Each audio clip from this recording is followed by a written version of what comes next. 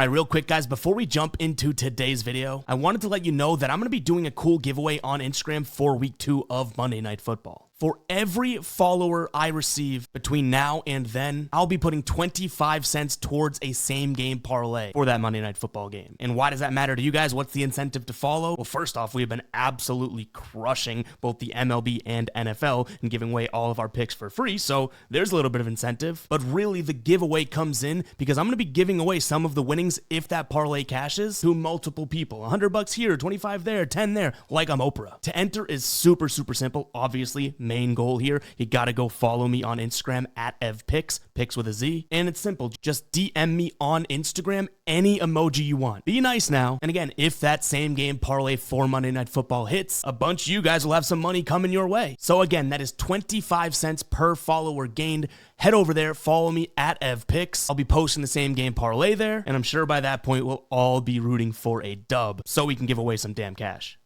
All right, YouTube, how you doing? Welcome back to the channel. It is Tuesday, September 10th. We got a full MLB slate to dive into in today's video like we always do. We're going to go through each and every one of these games. I'm going to give you my lean on the side. I'll give you my lean on the total. We'll talk about any other plays like player props that we like within the game as well. But as always, guys, all of my final plays, if you do want to fade me, all of those plays are going to be in the pinned comment. Yesterday, we go 1-1, marking our third. Now, we only lost a little bit off the top yesterday, but our third red day in a row. It is tough to see that. But we do hope to continue grinding, continue putting that work in, and getting paid out for it. We've had a great MLB season, but this is a little bit of a rut right now. So let's get back to up here again. Great season. Been doing great. Just 3 days in a row that have been kind of tough. Speaking of tough, Hungry Hippopotamus, I hate to do it.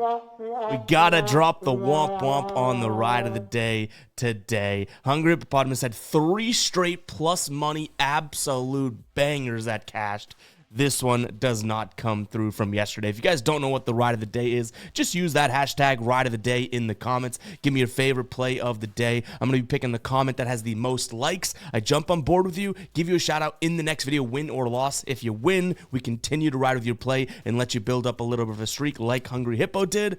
If you lose, you got to face the womp womp. But Hungry Hippopotamus, 4 swings at it, hit 3 of them, all for plus money. You got to love it. There's a shout out to Hungry Hippopotamus again. One of the best usernames that we've had in the ride of the day yet. But guys, go ahead and hit that like button, hit that subscribe button as well. We had an unbelievable, the reason I'm probably not all that bummed about our last few days of MLB is we've had an unbelievable NFL season. So make sure you guys are watching those NFL videos. We went 17-3 in week 1.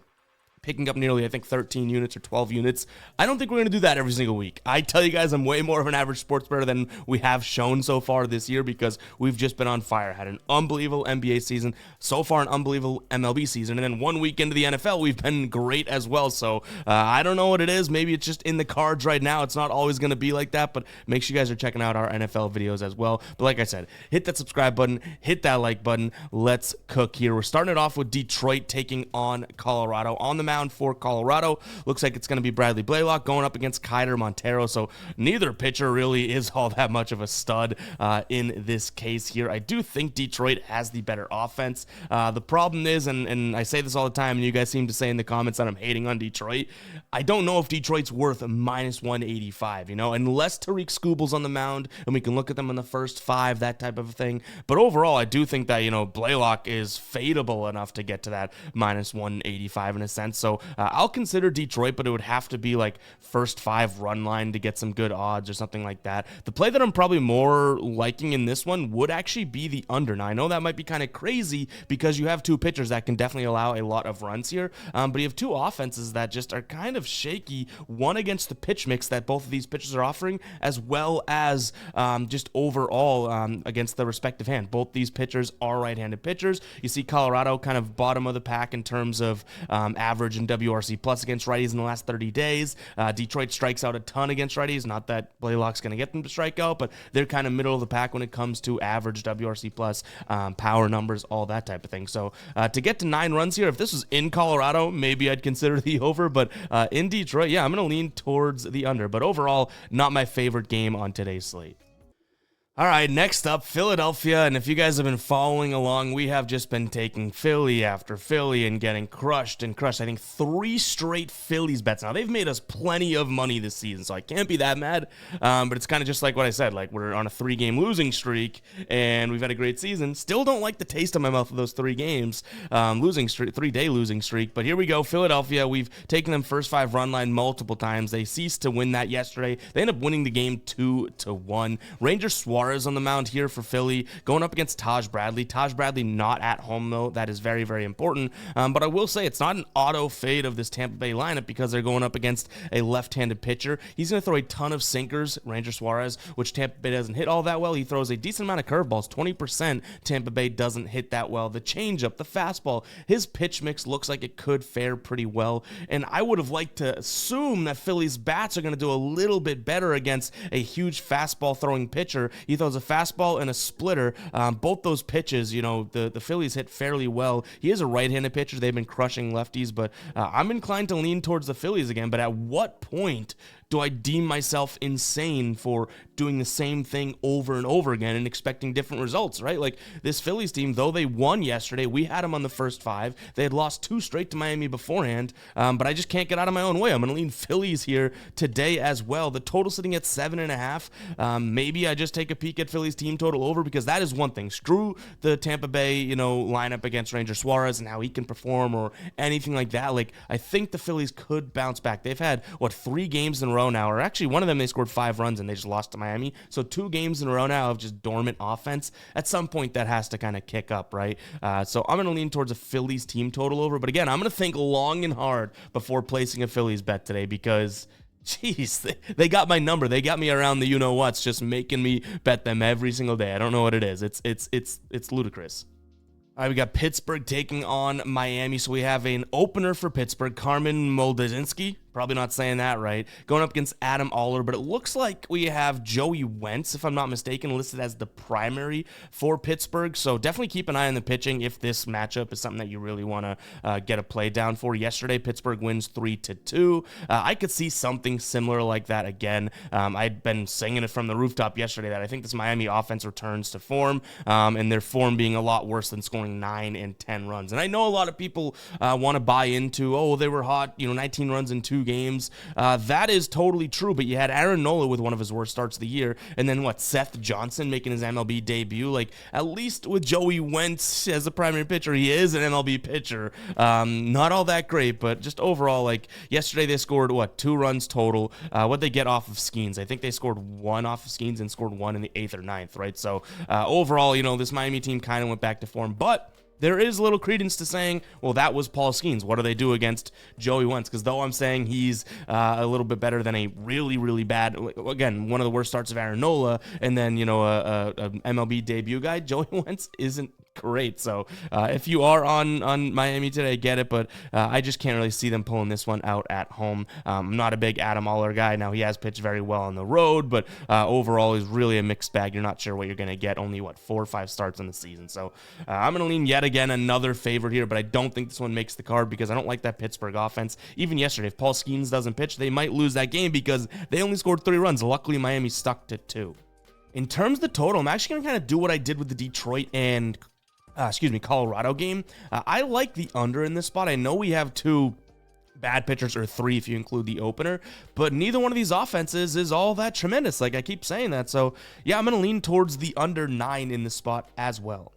All right, guys, before we do move on with the rest of the slate, I want to talk to you about the deal going on over on Prize Picks. Right now, you can play $5. So just place a $5 entry. You're going to get $50 into your account instantly. I have a link in the pinned comment, and it is Tuesday, guys. That means it is Taco Tuesday, so Prize Picks is going to be dropping some discounted squares, so no better day to head over there and jump on board. Again, place a $5 entry, get $50 instantly. Literally 10 times your money without having to win anything even lose anything. If you lose it, great, you get $50, but even if you win that entry that you put $5 in, you're still going to get the 50 and you'll get the winnings of that entry. It's an absolute no-brainer. Again, that link is in the pinned comment. It's also in the description, but it'll be nice and easy for you guys to find in the pinned comment. Play 5, get $50 instantly, and you got Taco Tuesday today. What a match made in heaven. Go check out Prize Picks, guys. That link is in the pinned comment.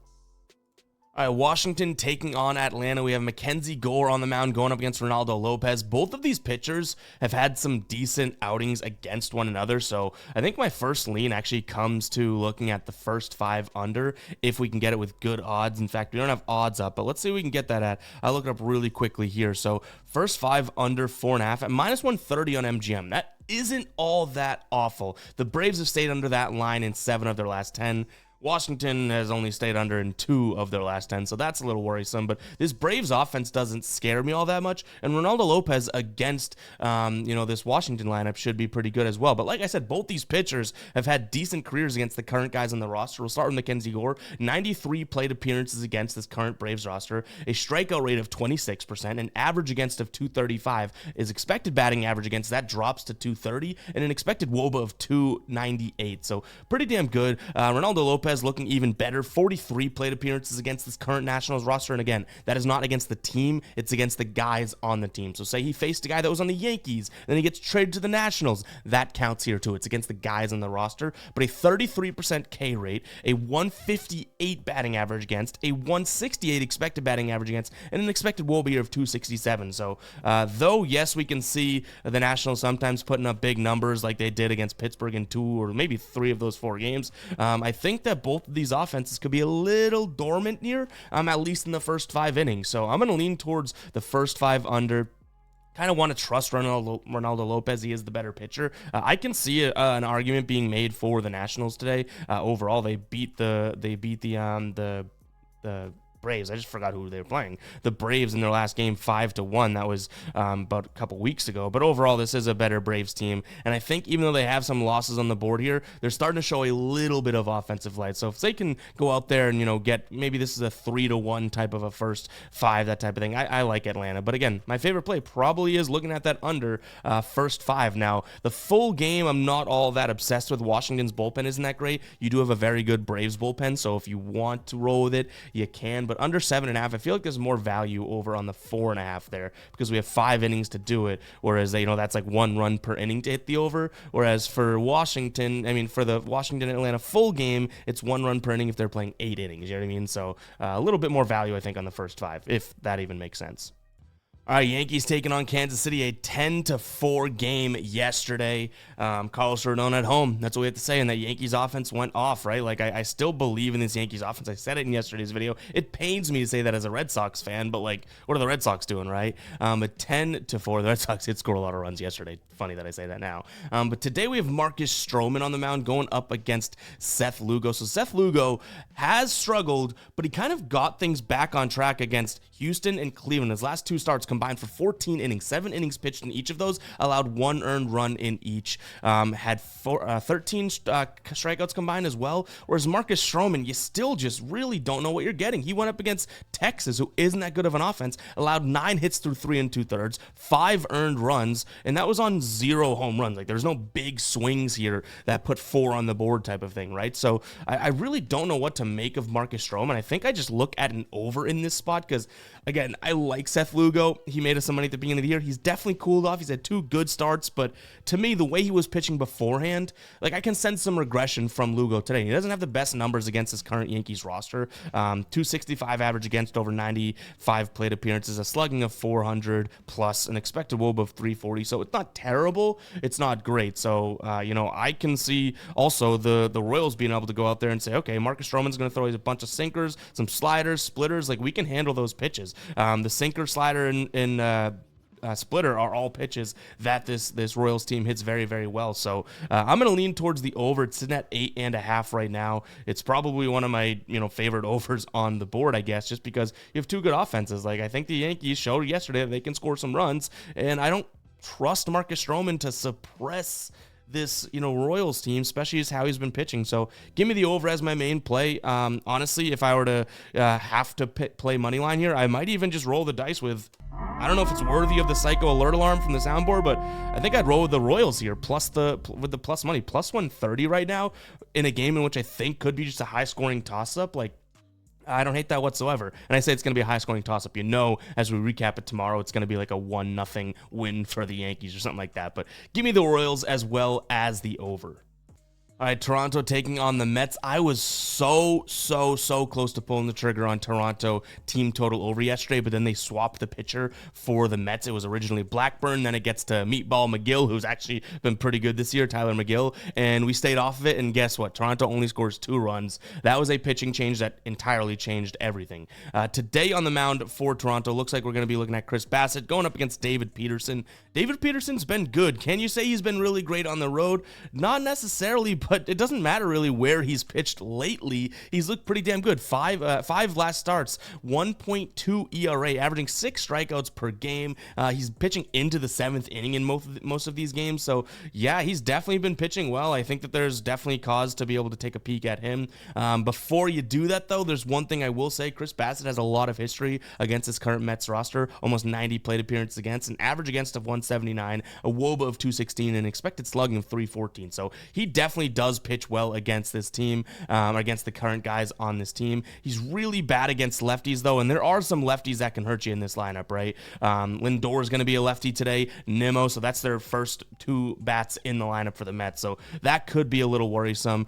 David Peterson really good against lefties. Varsho, Howe, Horwitz, and Wagner, Barger, and Loberfido, right? Am I saying that name right? Are the lefties in Toronto's lineup today, but he does kind of struggle against righties, and those better bats, Springer, Guerrero, are 2 of the first 3 guys lined up for Toronto, right? So we could see both of these pitchers pitch well, but struggle against certain guys. So I think that I'm going to take a peek at the over in this spot, even though both pitchers kind of have some redeeming qualities here. In terms of a money line play, I like Toronto at home. It was a close game yesterday. I think everyone in the world's going to be on David Peterson and the Mets, but for plus money for a 50-50 game, kind of like what I just mentioned about Kansas City, like we're getting plus 115 for the home team, and again, I think this is closer to 50-50. Give me that plus sign next to the odds. So I'm going to lean in that direction as well as the over. Boston taking on the Orioles, another one in which I was very confident and close to, just didn't make it onto my bet slip, but we gave it out yesterday, was Baltimore for plus money. They lose 12-3 there. Of course, the Red Sox decided to just score runs yesterday, right? I'm thankful I didn't play it, but again, like I read it wrong, and I was hand up accountability there because I was about to place it. We have Cutter Crawford on the mound going up against Albert Suarez. Suarez, though he's kind of had his shaky performances here, including his last start against the White Sox, in which he pitched 4 1/3, 6 hits, 3 home runs, 6 earned runs against the White Sox. I don't know if you heard me say that. He has looked good against the Red Sox this year. 27 plate appearances against, so not all that much, but an expected batting average against of 175 and an expected WOBA of 213.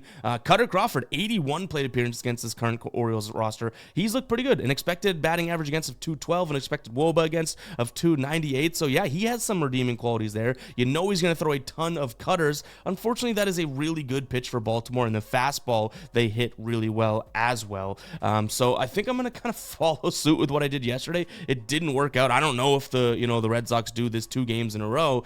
So I'm going to lean towards the Orioles for plus money. I'm way less confident in it today than I am when I was yesterday. Now, it didn't even come through yesterday, so take that with a grain of salt. But we've been kind of like 50-50, like I tell you, an average sports better on our MLB picks in the last 3 days or whatnot. But overall, like I just feel like Cutter Crawford could shut down this Orioles team, so I'm a little bit less confident in it, you know what I mean? But still, I feel like you're getting the better ball club, the better offense, even though it didn't show yesterday. For plus money, it's going to be the direction I lean in. Now, I'll give the pitchers a little bit of credit here with the total. This total's up at 9.5, and I think it has some sort of reaction or overreaction to do to what we saw yesterday. I don't think the Red Sox scored double-digit runs again, okay? So I'm going to lean towards the under 9.5, maybe a first 5, under 5 or something like that, just so we can potentially keep these starters involved instead of going to the bullpen, because Baltimore's bullpen is good, right? They have some injuries that they've lost and whatnot, but overall, like, they've been good, just really inconsistent.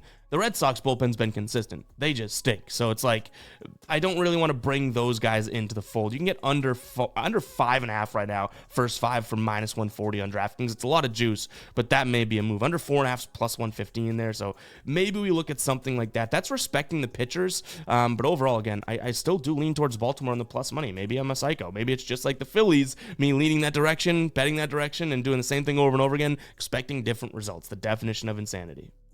I'll tell you what's insane. Look at that transition. Guys, if you are not using the Daily Grind Fantasy Optimizer, I really do not know what you're doing. I'll show you right now what this thing looks like. This is an optimizer built to help you win over on Prize Picks, Underdog, Parlay Play. You can see all of the apps up here. What this app does and what this does overall is compares all of these sportsbooks, right? All the main sportsbooks, Pinnacle, FanDuel, DraftKings, MGM, Caesars, Online, Bovada, that type of thing, right? Compares all of the lines and offerings of odds that they have over there and compares them to what Prize Picks has, because Prize Picks, as you should know, does not offer odds. 2 for 2 is 3x, 3 for 3 is blah blah blah, 4 for 4, that type of thing, right? It doesn't matter about odds, it's about how much you hit out of your slip. So why not throw some juiced plays into your slip? For example, Josh Allen over 0.5 interceptions is minus 142 across sports books. You could put a minus 142 play into your Prize Pick slip and it doesn't matter about odds. Why would you put a plus money play in when it's not likely to happen, right? These sports books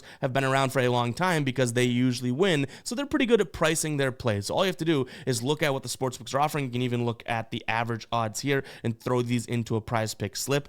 You can use the link in the pinned comment. You're also going to need to use code GUYBOSTON, GUYBOSTON, spelling bee champ. You're going to get 25% off your first month here. This thing prints money. And speaking of printing money, they also have right here this AI slip generator. You could see how many units it's made since its inception August last year. Up here, 1,716 units. It's really, really cool. All you have to do is come in here and say, okay, this is an AI generated correlated slip, right? Bet on Prize Picks. It literally will throw it in for you here over on the right. These bumped because we missed the odds and the value, but you could see they already throw them in. So it's really, really cool, guys. Head over there and check it out. Again, use the link in the pinned comment. Also use code GUYBOSTON. You're going to get 25% off. This tool is unbelievable. It helps you validate, like say we liked Chris Bassett's under in fantasy score today. I know it's right there, but we could type it in, Bassett.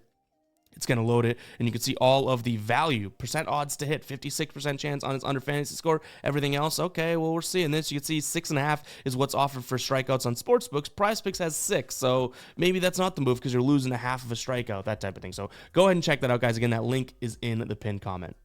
All right, White Sox taking on Cleveland. Not my favorite matchup here. We have Jonathan Cannon on the mound going up against, I've seen both Ben Lively and Alex Cobb, so we'll see who pitches here. It's not going to matter. I still like Cleveland, but they're super, super juiced, so maybe a money line throw in or something like that is how I would end up playing this, but truth be told, I don't think I'm going to end up playing it. I also don't mind the under. Like, I think I could rationalize that play just because the White Sox are involved, but overall, this is not a game that I'm looking at, and honestly, if you love this game, either you're a White Sox fan or a Guardians fan or an absolute sports bettor, and I love you for it, but this is not a game that I'm loving all that much.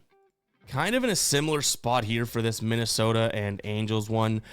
We have Pablo Lopez on the mound going up against Griffin Canning. Huge pitching discrepancy. The only thing that I could probably digest in terms of odds here would be taking a peek at the first 5 run line for Minnesota. Right now it's minus 150 on DraftKings, but everywhere else it's in the minus 160, so I doubt that those odds last for very long, probably before we can even get to it. I don't mind the nerfy. I think Pablo Lopez goes out there and pumps, but this is such a Minnesota spot. They lose yesterday's game 6-2. They haven't been scoring many runs, 0-2-0-2 in their last 4 games, but they get Griffin Canning today, which should be a decent spot for them to be able to go out there and hit, you know what I mean? So I lean towards them.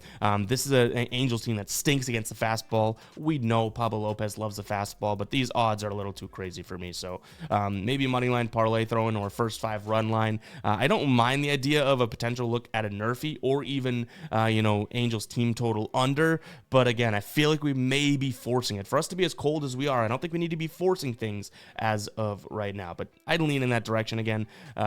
Team total under for the Angels is probably a total play here too. All right, St. Louis taking on Cincinnati. On the mound for St. Louis looks like it's going to be Andre Palante going up against Rhett Lauder, who only has 2 starts on the season. In terms of what these two teams have done recently, St. Louis has lost 2 of their last 3, and Cincinnati takes 2 of their last 2. 2 of their last 3 technically, but overall I do think that this is probably a decent look for St. Louis. Like, Palante's been okay this year and they have the better offense. My problem is that, and I tell you guys all the time with Cincinnati, right? If he throws a bunch of fastballs, it's a Cincinnati team that's worth betting, but not even that. He's going to throw a ton of sinkers. We're talking about Payante here. He throws a ton of sinkers and a ton of fastballs. That's a bunch of pitches that, Cincinnati likes to see. I just don't know if I'm fully invested or to want to trust Rhett Lauder here. It looks like he threw 4 innings in his debut, right? Looked pretty decent. 6 1/3 looked really good, but that was against Milwaukee, who was struggling at the time. And then Houston, I will give him a little bit of credit for, but overall his whip was 1.5 and 1.35. So though he got out of Dodge with, just a few earned runs and whatnot, he definitely walked a bunch. He had 4 walks in each game and had a few hits in each game. So not exactly, redeeming things there. This is also a St. Louis team that walks a ton. So maybe there's even a spot in which we can look at like a Rhett Lauder walk rate. I don't know what it's going to be just because he walked a bunch in both starts. It's probably going to be high, but maybe that's a move. This is a team, again, St. Louis, top 10 in the league in terms of walks per game, against a right-handed pitcher. So maybe that's a little bit of a look, but to me, I just can't really get behind that pitcher. Give me St. Louis here on the money line for -130. In terms of the total, going to lean towards the over. I think that, Palante, again, pitching a lot of fastballs, could be a spot where Cincinnati scores some runs, but I'm not going to sit here and tell you that I think Lauder's going to shut down St. Louis, right? He's had 2 decent starts, unless this kid's a stud. And again, I don't know much about him. Unless he's an absolute stud, like he's due for somewhat of a welcome to the season type of a game. Houston taking on Oakland here. Houston has Spencer Arrieta on the mound, who was pitching really well and then allowed 9 runs in 2 outs of work against Cincinnati last time out. So that ain't all that tremendous. This team has won 2 of their last 3 games. They took 2 of 3 against Arizona. I think that's a good series. Oakland not exactly playing all that tremendously. They have Osvaldo Bido on the mound, who he's actually been pitching pretty well. Just his last start, kind of one to forget, but prior to that was pitching really, really well. With that last start, that's not all that great. He still has a 1.4 ERA over his last 5. So if that's the angle you want to make to get to Oakland, I get it. To me, you just have such a better offense in Houston, even with Spencer Spaghetti on the mound. Like, it's a little tough to get too confident in it, but, an Astros first 5 run line type of thing for -120 seems like it's the move. They have what should be the better starter, even though I'm not a big Spaghetti guy. Well, I love Spaghetti, but not Spencer Spaghetti. And Osvaldo Bido's kind of opened my eyes a little bit, but overall, this total sitting at 8.5 tells me that this is probably going to be somewhat of a decent scoring game, and I'll take the Houston offense over the A's. But again, to get good odds, you're going to need first 5 run line. So that is Houston -0.5 in the first 5. Now, the total sitting at 8.5. I like Houston's team total over. I don't know how much I love the idea of the A's having to score a bunch of runs. Now, in their defense, they've definitely had some games recently where they scored a bunch, but against Detroit, they closed out that series 2 straight games of 1-run baseball. So I don't really want them pulling for it. So maybe I'm going to lean towards Houston's team total over. Bito's been very good against Houston in his career, and maybe there's some time and a good spot for regression. All right, Seattle taking on San Diego. We have a decent one here. George Kirby on the mound going up against Yu Darvish. First off, I jump right to the idea of a nice little nerfy. Now, I know San Diego has a very good offense, but George Kirby should be pretty good and should be decent against them. He has only 30 plate appearances against them in his career. He struggled a little bit here, but again, I think 3 outs is worth it. I'm not trying to back him all the way till the cows come home. Yu Darvish, 117 plate appearances against his Mariners roster, 184 batting average against, a WOBA against of 262, an expected slugging of 343. So he should be able to go out there and do his job. And I like the Padres today for plus money. If you can get them with a plus sign next to their odds, I think that's a good look. I think they have the better offense, and George Kirby, again, is very good, but this Padres team has lost 3 of their last 4. I take that as a, come on, let's get out there and win this game. They're on the road now, change of scenery. Seattle just got back home, so even though they are at home, both of these teams are changing scenery from their last series. So yeah, give me San Diego to score some runs today. I think if they get to 4, they could win this one, because Seattle's offense isn't all that stupendous, and they're coming off a 10-run game. That ain't like Seattle. So yeah, I like the nerfy as well. The nerfy's probably how I would like play the under, you know what I mean? But I also like San Diego in this spot to be able to go out there and win this one for plus money. So those are my 2 main leans in this spot.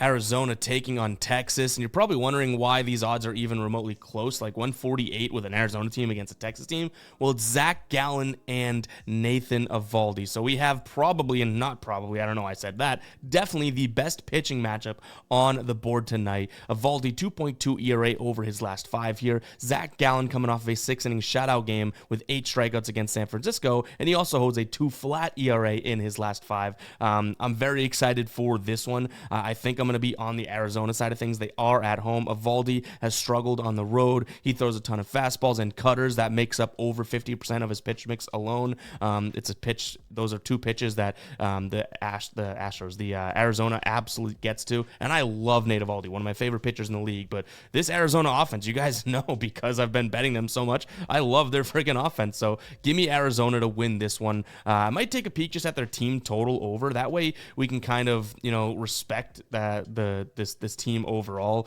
Minus 140 for over 3.5 is a spot, and that all we're rooting for is runs from Arizona. And if Texas goes out there and ends up winning or something like that, we don't get burned by it because, again, you have minus 140 for their team total, but minus 148 for their money line. Like, I think that if Arizona wins, like, very rarely, now they have done it, but very rarely are they winning games 2-1 and that type of thing, right? Like, they'll go out there and try and get theirs, I would hope, even if they don't win the game. So maybe that's a way to play it.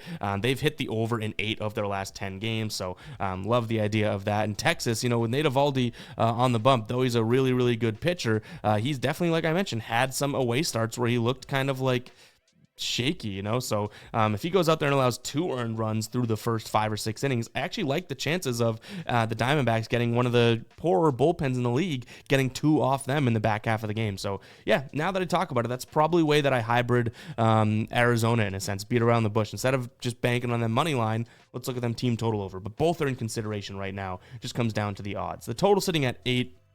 Again, probably would just look at Diamondbacks team total over because I wouldn't be surprised if the Diamondbacks win this one 4-3 either. Like, I think Zach Gallen's going to pitch well. Eovaldi can pitch well, and still the Diamondbacks can hit their over. So I don't think I like that full game total at 8. I'm more inclined to look at the Diamondbacks.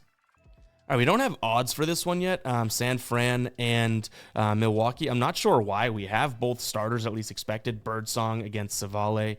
I am going to lean towards Milwaukee, not knowing the odds here in this spot. Milwaukee's offense has kind of fallen off a little bit, but Birdsong is not the most trustworthy pitcher. He throws a bunch of fastballs. That's a pitch that we do see Milwaukee hit fairly well. So yeah, that's the direction I'll lean in, but we'll wait for odds to make any final plays or make sure the pitchers are at least, validated and confirmed here. Because again, I see 2 expected pitchers, but for whatever reason, we don't have odds available for this, at least at the time of recording. Now that I'm even refreshing some pages, looks like we may have some. Minus 130 for Houston on the money line, 7.5 runs total, but we'll see what that comes out to. Keep an eye on the pinned comment. It's not something I'm racing to the window to bet anyways. I love Aaron Savale, and we've actually kind of stepped back and just passed on games that he's in because he made us so much money in the past couple seasons. He's been kind of yikes last few, or this season. So yeah, keep an eye on the pinned comment to see if we roll with anything here, but I'm probably not going to put too much extra into this one. All right, Dodgers taking on the Cubs. They really tested my pronunciation with these 2 pitchers. We have Yoshinobu Yamamoto, nailed it, and Shota Imanaga, nailed it. Maybe your boy is finally learning how to speak. Today we have the Dodgers heavy favorites here, minus 162. I think that makes sense. Yamamoto, obviously, on the mound, like I mentioned. Imanaga, fantastic as well. Yamamoto hasn't pitched since, July, something like that. I think it was June, right? So maybe there's a little worrisome there, but I think that may be why you're getting decent-ish odds, minus 160 for this Dodgers team. I think they are the better team, and even if the Cubs offense kind of gets back to what they were doing, recreate what they did, what they scored yesterday, 8 runs, something like that. I stopped checking, but they weren't scoring beforehand, but just before that, they were scoring a bunch. So it's like still a total mixed bag, and I like the Dodgers with a really good pitcher on the mound, with the ability to go out there and kind of get back to basics. I think, so 10-4 was yesterday. I think that speaks to the Dodgers spot today. I don't think Chicago does that again. But that being said, put my own foot in my mouth. There was a time in which they rattled off football scores for like 4 straight games. So yeah, give him a little bit of credit, but to me, it's a Dodger spot. I just don't know if I get to the window and bet it because Yamamoto's making his comeback against a team that did just score 10 runs yesterday. You know what I mean? So it could be kind of a spot in which we just wait to see what happens because they have Shota Imanaga on the other side, and he's damn good. So I'll lean towards the Dodgers. I also don't mind the idea of a first 5 under, but you have 2 really good offenses here. That's me backing the pitchers, but I don't think I end up getting to that spot either confidently because of the offenses that we have, and the Cubs just scored 10 yesterday. So I lean both directions there, but again, if this is straight up, that's how much I'm leaning. This isn't one of those, that type of thing. So I'll lean in that direction, but it probably stays right there. But guys, that is going to wrap it up for today's show. Hopefully you guys did enjoy. If you did, go ahead and hit that like button. hit that subscribe button as well. Appreciate all the love and support on the MLB videos, on the NFL videos. We have been crushing. I promise you guys, I'm going to keep trying to stay hot in the NFL and get back to being hot in the MLB. But if you're a sports bettor, you know how difficult that really is. So we're just doing our best out here, having fun doing it, and hope you guys do appreciate that. But we'll catch you guys in the next one, all right? Peace out.